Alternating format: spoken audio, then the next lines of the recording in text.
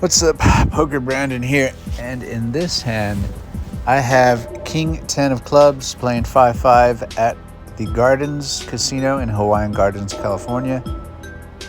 The limit is 600. I buy in for 500. I keep it easy, keep it simple. 100 big blinds. Let my brain not work so hard.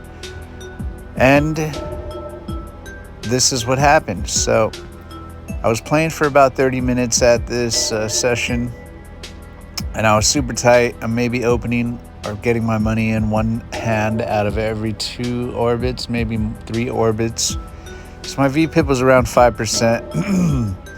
And I had just opened a hand about maybe this orbit to 6x because there was a limper. So I think I had like ace jack suited and I opened to 30. That was like a couple hands ago. So I didn't want to raise here because if you open too much, I feel like now you're gonna get 3-bet more. I just wanted to limp in. I know it sounds weird, but this table was filled with limpers. So mainly when I see a table and I'm sitting and it's just a lot of limpers and tight players and the occasional a big open, usually what's going on is players are limping in with like suited connector hands, pocket pairs, broadways. Strangely enough, even like ace king offsuit, but they don't want to raise it. They're not limp raising, they're just limp calling. So mainly players are just limping in with hands that they want to see flops with, and they know someone else is going to raise. There's always like a guy who will sit down and he doesn't care about the limpers. His opening size is always 20. And he just keeps opening to 20. Actually, hijack to my left here, he was kind of like that. That's what I've noticed. His VPIP was probably 33%, and he would open to 20 no matter how many limpers were in the pot. Didn't matter what position. But yeah, so limpers, I think they just capitalize on that because they limp raise those guys and they limp call those guys, and they get to see all the flops that they want to see. It's not exactly my favorite strategy when if I'm ever playing, but in this case, this table was actually very tight, and even though somebody limped in early position, I did not see a single limp raise, but I did see a lot of limp folding. So limpers would limp in, somebody would, a smart player would maybe raise to 30, 35, 40, and then the limpers would fold. So I felt like even though players were limping, they would still fold to a decent sized raise. And actually the button, he was opening to, I would say, good sizes when he wanted to play. His size would vary depending on the limpers in the hand pre-flop. So I did expect an open to either the non-pro to my left hijack, or the regular would open on the button, and then maybe I can just get a flop heads up, because everyone else would fold when there was an open. Maybe one guy would call and everyone folded. It was kind of weird. So yeah, so I limp in with the expectation of getting heads up. I know that sounds weird, but yeah, I think that is a tool you can use in your arsenal, but you have to know the table very well. So I throw in my $5 to limp, and the fish comes into my left. He makes the call, and now the button, he seemed to be a regular. I think I've seen him here often, not a lot, but you could tell he knows what he's doing. He opens to 35. So there's 25 in the middle. He opens to 35. And I actually don't really notice it until everyone folds and it's my turn, and the dealer looks at me, and the dealer is kind of looking at me, and I'm wondering why she's looking at me. I look up from my phone and I see that the button put in $35. And then I look at all the limpers and the blinds folded. And now I'm just thinking, oh, shoot, well, I want to get heads up. I guess I'll get heads up with someone. This is the guy I'm going to get heads up with. But then I remember that he 3-bet already probably about 4 times in this 30 minutes, and his open sizings are appropriate. So I sort of just get the feeling that this player is a thinking player. He knows what he's doing, and because of that, I try to exploit that. And when I say exploit, I mean because he's a thinking player, I know that if I put in a limp raise right here, my hand is going to look extremely strong. I'm holding a king, which means I'm blocking kings and ace king. So if he's opening, which his opening range shouldn't be too strong on the button here.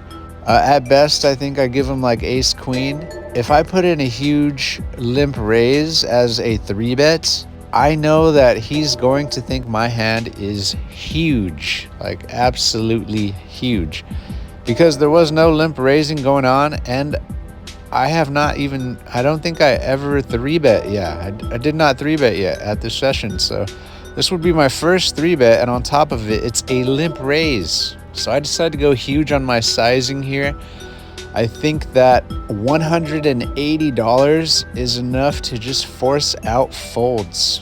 I go 180, the fish gets out of the way to my left, and now I'm heads up with the button, who tanks for about I would say a good minute. Now I'm really repping a extremely strong range here, and I want folds. So I mean, I'm repping pocket kings here pretty much. That's the only hand I'm really repping. Logically I'm repping kings because I'm blocking a king. But I mean, obviously, if depending on what he's holding, I could always have aces, kings, queens, all the big pairs. Now, it all depends on what he's holding, because he doesn't know what I have. He just knows I limp raised huge. And even though I went huge, this isn't a random sizing. So there was a big blind that you don't see, and then a limper that you don't see. That's $10. Plus the small blind and fish, that's 20. And then 20 plus 35 is about what? 55? Not about 55, it was 55. Including my $5, that makes 60. So for my sizing, I went 3x the pot. And the reason I go 3x is because if this actually were a hand like pocket kings and I was limp raising, I wouldn't go exactly 3x. I probably would go 2x pot, maybe 120. 120 sounds about right. It always depends on the player and my image and how often I've been 3-betting. It always depends on a lot of factors. I think you should definitely factor in all the variables that you can to make profitable decisions. So I probably would have went 120 here as a normal 3-bet with kings, but because I'm bluffing, I go bigger and I want folds. Like, plain and simple, I went big because I want him to fold. That's pretty much it. But I don't recommend that you try this if you are a new player, because if you do get called, you're gonna have to play post flop if you want this move to be profitable.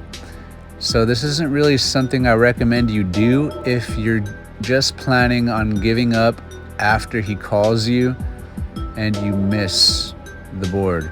You're gonna have to bluff a lot more.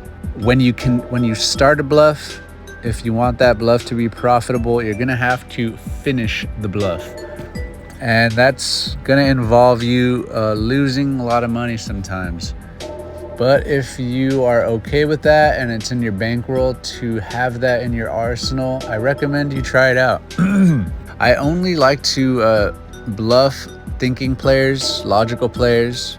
If a guy's calling too much, it is never GTO to try to bluff them.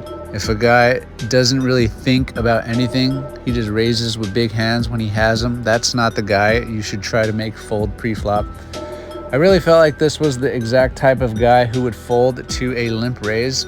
And actually, if he was watching me, I was going to fold until my brain just decided to come up with all the reasons why I should not fold and I should limp raise. I just saw like his $35 bet, and then the blinds who folded, and the fish to my left, and I was like, you know what? This is dead money. I am going to squeeze it. Another point I want to make is let's talk about why I use this hand specifically to limp raise in this spot. Now, I was not planning to limp raise here. When I put out the limp, I really was planning on playing heads up for about a $40 open-sized, $35 open-sized bet. That was the goal, and the goal was achieved. But I just saw an opportunity to win money without having to see a flop, and I took it. I could have been wrong. And I guess by the sound of my voice and the things I'm saying, I think you can already tell that this bluff is going to work. Maybe you couldn't, maybe I just spoiled it for you, but whatever, I'm gonna spoil it for you. This bluff is going to work, and it's gonna work because my opponent is a thinking player. He's logical, and in his brain, I'm the new guy who sat down for 30 minutes, barely played 10% of hands, limped in, and now I'm limp raising huge. It just screams like I'm a beginner at playing poker, and I have aces or kings, and because I'm a beginner, my bet sizing is too big, and I'm just not that good at poker. But that was the play here. That was the plan. The plan was to look like I don't know what I'm doing. I'm betting really big with a really good hand, and I did not want the call. Sometimes I will use the same sizing, right, overbet sizing, against players who I know will think further than the sizing, and they'll level themselves into making the call because they think that my bet size is too big and I want the fold, so they make the call. Everybody's different, and I think one thing that's going to make you profitable in poker is knowing your opponent. And after watching the way this guy was playing, this is I think he was I just targeted him specifically perfectly with this limp 3-bet. But yeah, I did not plan to limp 3-bet. It was more of a plan to limp and get a heads up flop and play. But yeah, let's talk about why the king is used. Reason you want to use like a king as a limp raise as a bluff is because your king 10 suited, when you do get called, you have some playability. King jack suited, king 9, a little bit trickier, but you can do that. King 9. If you really want to be like gambly, you can do the king 8s through 2s. I like, obviously, the ace 5 is very popular to limp 3-bet or just bluff with, period, because you're blocking the ace. The ace blockers work well. I like the king blockers, the king X blockers, because I feel like it leaves more players room to raise with like ace 7. And because they have more room to raise with like ace 2, ace 3, ace 4, ace 6, ace 7, ace 8, ace 9, all the weak aces, all the trash aces, it gives you I would say, higher chance of making them fold pre-flop if that is your goal. So yeah, the ace blockers, the king blockers, mainly the weak kings and the weak aces are going to be your go-to for pre-flop bluffs. I know GTO Wizard likes the ace blockers and king blockers. If you're playing at 100 big blind level session, you're not really going to want to mess around too much with like king 2, king 3, king 4. Not even like ace 5, ace 4, ace 6. You're going to want to stay away from the lower aces, and you're going to want to bluff more if you do with like ace 10, ace 9, ace 8, and then like king 10, king jack, king 9 are mainly like the lower end of your range you're going to want to use. I guess if at 100 big blind, you can be offsuit because your high card is going to be more valuable at 100 big blinds. Whereas if you're at like a 200 big blind game, like if I had 1,000 here, then you're really going to want to be suited because you don't want to dig a hole too deep for yourself. You want to have hands that can make the nuts and they have better playability. My opponent ended up folding his hand and he had pocket jacks. So he didn't say it verbatim, but he did say in the hand as he was about to fold, he goes, "You must have a big pair. I know you have a big pair. Your bet sizing is a little bit too big. If I had queens, I would call and see a flop just in case you have ace king, but you know what? I think you have a better pair. I'm just gonna lay this one down. Nice hand." And after he says all that, he lays his hand down and pushes it to the dealer. And I do not show this because I plan on coming back to the gardens and playing a lot. And if I ever do play against this guy, I don't want him to know what kind of bullets I have in my gun. So I guess barrel would make more sense for poker. But anyway, I made this video is way too long. I don't know why I made this such a long video. It's a very short hand.